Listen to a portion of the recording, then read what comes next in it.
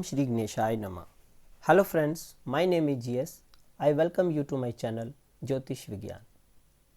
Last video में हमने 12 राशियों की बात की थी और कौन कौन से ग्रह उनके स्वामी हैं उनकी बात की थी, और साथ में हमने देखा था कि कुंडली के 12 भाव से हम क्या क्या देखते हैं।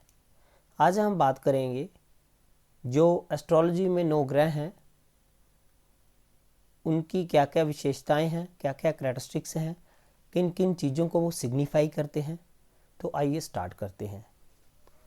सबसे पहले अगर हम इन ग्रहों को समझने का प्रयास करें, हम इनको 3 श्रेणियों में बांट सकते हैं। सबसे पहले लुमिनरीज, जिनके पास अपनी लाइट है। तो ये 2 प्लैनेट हैं, एक सन और एक मून। इनफैक्ट सन और मून दोनों प्लैनेट नहीं है एस्ट्रोनॉमी में। सन एक स्टार है और मून एक सैटेलाइट है अर्थ का, पर एस्ट्रोलॉजी में हम इन दोनों को प्लैनेट मानते हैं। दूसरी कैटेगरी में जो एक्चुअल में प्लैनेट हैं वो आते हैं। वो कौन कौन से हैं? मार्स, मरकरी, जुपिटर, वीनस और सैटर्न। और तीसरी कैटेगरी आती है हमारी इमेजिनरी प्लैनेट्स की,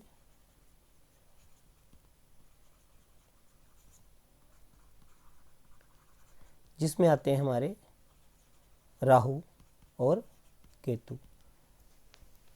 तो आइए समझते हैं राहु और केतु कौन से प्लैनेट है और कहाँ इनकी फॉर्मेशन होती है।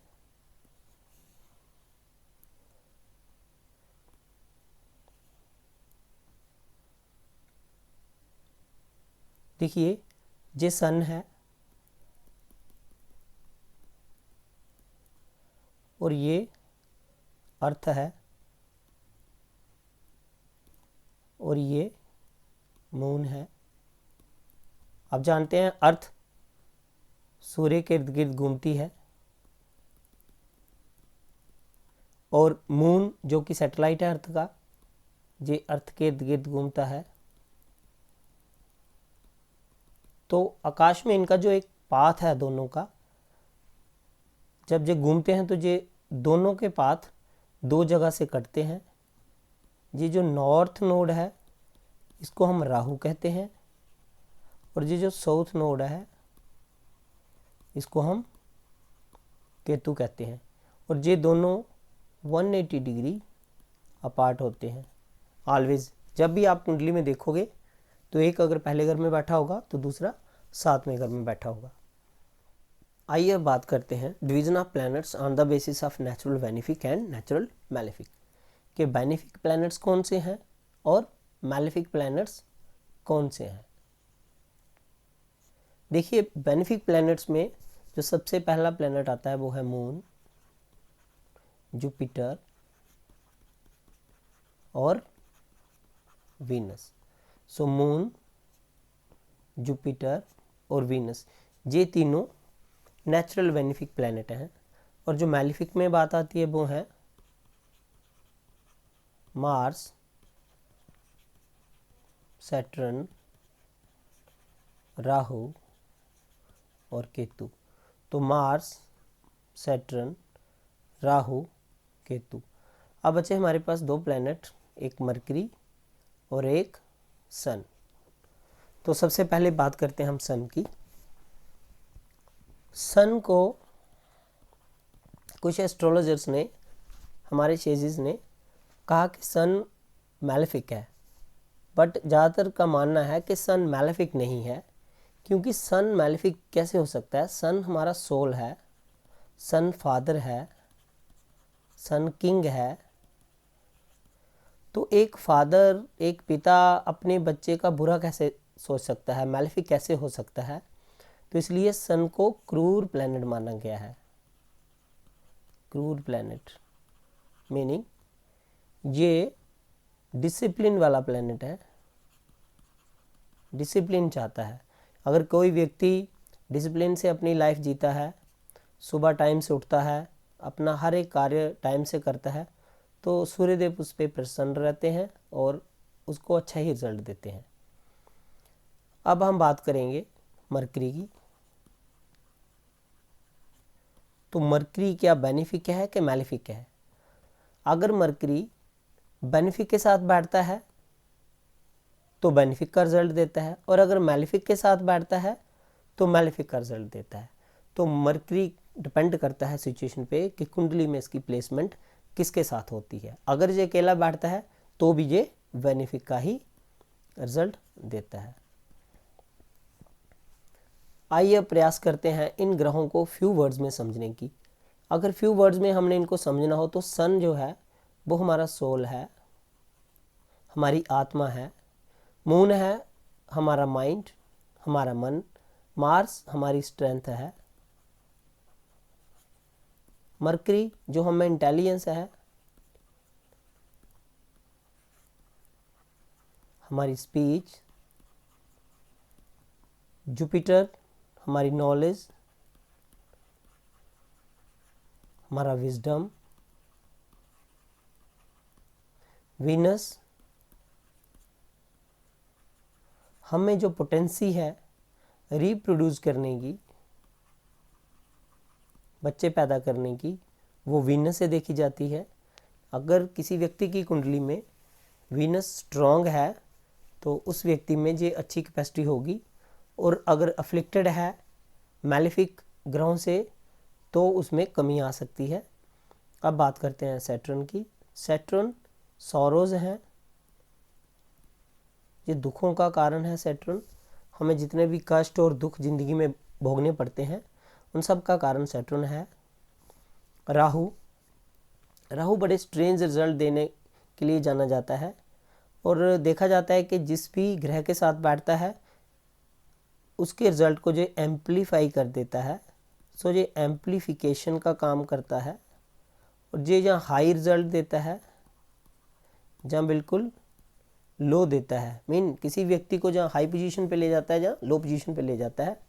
फॉर एग्जांपल किसी व्यक्ति के 10th हाउस में राहु की प्लेसमेंट है और अगर बेनिफिक से एस्पेक्टेड है तो व्यक्ति को हाई पॉलिटिकल पोजीशन पे ले जाएगा, अच्छी अथॉरिटी देगा। अब बात करते हैं केतु की। तो केतु कार का है मोक्ष का, जो डिटैचमेंट देता है।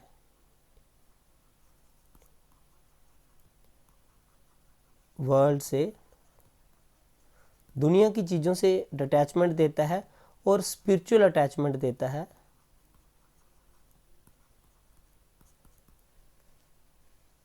अब बात करते हैं कौन कौन सा प्लैनेट्स मेल है और कौन सा प्लैनेट फीमेल है। सबसे पहले मेल प्लैनेट्स कौन कौन से हैं? तो मेल प्लैनेट्स में सन, मार्स और जुपिटर आते हैं। ये 3 प्लैनेट्स हमारे मेल हैं। फीमेल में मून, वीनस और राहु आते हैं। यूनक में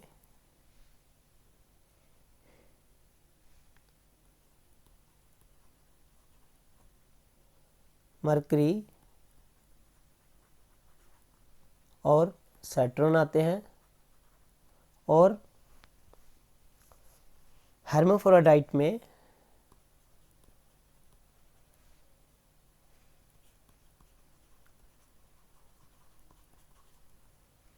केतु आता है। तो हेर्माफ्रोडाइट प्लैनेट जो होते हैं जिनके पास बोथ सेक्स होता है, ये वो प्लैनेट है। अब हम इनकी एग्जांपल ले लेते हैं। जैसे कि कुंडली के 5th हाउस से हम चिल्ड्रंस को देखते हैं, उन 5th हाउस में इन प्लैनेट्स को अच्छा नहीं माना जाता, और साथ में जो राशियां भी वैसी मानी जाती हैं। तो अगर उन राशियों में इनकी प्लेसमेंट आ जाए तो चाइल्ड बर्थ के लिए डिलेड माना जाता है, जहाँ अच्छा नहीं माना जाता। जब हम आगे जाके बात करेंगे कुंडली के 12 भाव की तो उसमें जो हम समझने का प्रयास करेंगे।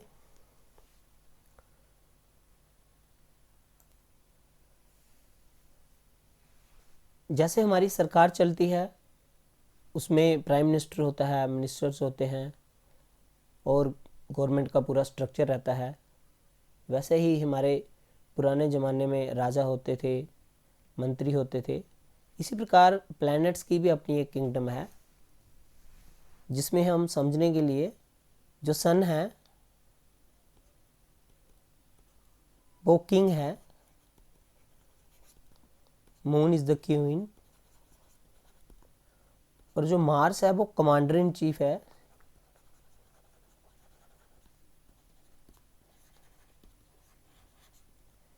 मरकरी प्रिंस है, जुपिटर और वीनस जो दोनों मिनिस्टर हैं, सैटर्न इज सर्वेंट, और राहु और केतु आर्मी पर्सनल हैं और एडमिनिस्ट्रेशन, जहाँ के राजा इनको मौके पे दूसरे काम भी ले सकता है, जैसे सेवक आदि का। अब ये प्लानिटरी किंगडम हम क्यों समझ रहे हैं, इसकी बात हम ज्योतिष में क्यों कर रहे हैं? जब हमने किसी भी व्यक्ति के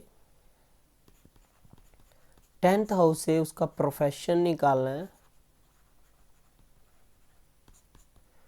तो वहाँ पे हमें ये प्रयोग में आएगा। मान लो किसी व्यक्ति के 10th हाउस में सन है और एग्जाल्टेड है, मीन उच्च राशि का है, तो सन को अगर वहाँ पे फुल पावर मिल रही है तो बहुत सी पॉसिबिलिटीज़ हैं कि उस व्यक्ति को गवर्नमेंट में गुड अथॉरिटी लेवल मिलेगा।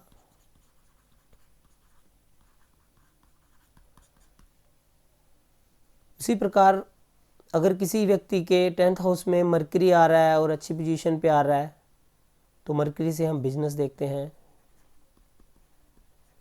अन्य बातें देखते हैं। अब हम बात करेंगे कास्ट ऑफ प्लैनेट्स, ग्रहों के वर्णाज की। इसमें देखेंगे कि कौन सा ग्रह कौन से वर्ण का है। जब वर्ण बनाए गए थे तो तब इनका आधार क्या था कि कौन सा व्यक्ति कौन सा कार्य कर रहा है। जो लोग टीचिंग का काम करते थे, रिलीजियस राइट्स का काम करते थे, उनको ब्राह्मण वर्ण में रखा गया। जो लोग वैरियर क्लास थे, फाइटर्स थे, प्रोटेक्शन का काम करते थे, उनको क्षत्रिय में रखा गया। जो लोग बिजनेस करते थे, ट्रेडिंग करते थे, एग्रीकल्चर का काम करते थे, उनको वैश्य वर्ण में रखा गया। और जो लोग सर्विस क्लास के थे, सर्वेंट्स थे, उनको शूद्राज में रखा गया। तो इन वर्णों का प्रयोग हम जब प्रेडिक्शन करेंगे तो उसमें यूज़ करेंगे। जैसे अभी हमने बात की कि 10th हाउस में कौन सा प्लैनेट हो तो क्या इफेक्ट आएंगे हमारे प्रोफेशन पे, प्लैनेटरी किंगडम के आधार पे। अब हम बात कर रहे हैं कास्ट ऑफ प्लैनेट के आधार पे। तो मान लो 10th हाउस में अगर कहीं मार्स आता है तो ये कहीं ना कहीं से दर्शाता है कि हम लोग वो कार्य करेंगे जिसमें बल का प्रयोग करना हो, जिसमें स्ट्रेंथ की ज़रूरत पड़े। तो ऐसा व्यक्ति पुलिस में, आर्मी में अपना कार्य अच्छे तरीके से कर सकता है। आइए अब बात करते हैं कौन से प्लैनेट का कौन सा वर्ण है। ब्राह्मण वर्ण में आते हैं 2 प्लैनेट, जुपिटर और वीनस। जुपिटर और वीनस। क्षत्रिय वर्ण में आते हैं सन और मार्स। सन और मार्स। वैश्य वर्ण में आते हैं मून और मरकरी। मून और मरकरी। और शूद्र वर्ण में आते हैं सैटर्न अब राहु और केतु कौन कौन से वन में आते हैं, तो संस्कृत में एक श्लोक है,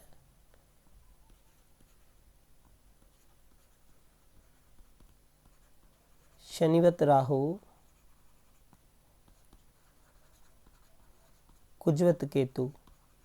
मीन राहु को शनि की तरह समझिए, शनिवत राहु, और केतु को कुजा की तरह समझिए। कुजा मीन मंगल, मंगल को संस्कृत में कुजा भी कहते हैं, तो कुजवत केतु। तो इसलिए केतु भी क्षत्रिय में आएगा और राहु शूद्राज में आएगा।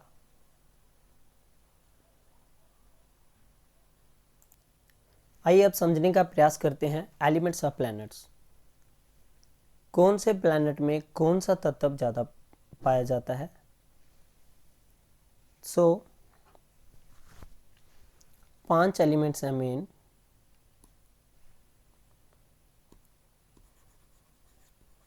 अग्नि, पृथ्वी, वायु, जल, आकाश। अग्नि तत्व के जो ग्रह हैं वो हैं सन और मार्स। पृथ्वी तत्व के हैं सिर्फ मरकरी। वायु तत्व के हैं सैटर्न। जल तत्व के हैं मून और वीनस। और आकाश तत्व के हैं जुपिटर। सो सन और मून हमारे अग्नि तत्व में आते हैं। मरकरी हमारा पृथ्वी तत्व में आता है। सैटर्न वायु तत्व के हैं और मून और वीनस जल तत्व के हैं और जुपिटर आकाश तत्व के हैं। अब बात है राहु और केतु की। तो राहु का वही तत्व होगा जो शनिदेव का है, तो राहु भी वायु तत्व में आएंगे। और केतु मंगल की तरह, तो केतु भी अग्नि तत्व में आएगा। आई होप आपको मेरी ये वीडियो अच्छी लगी हो, तो इसको लाइक और शेयर जरूर करना।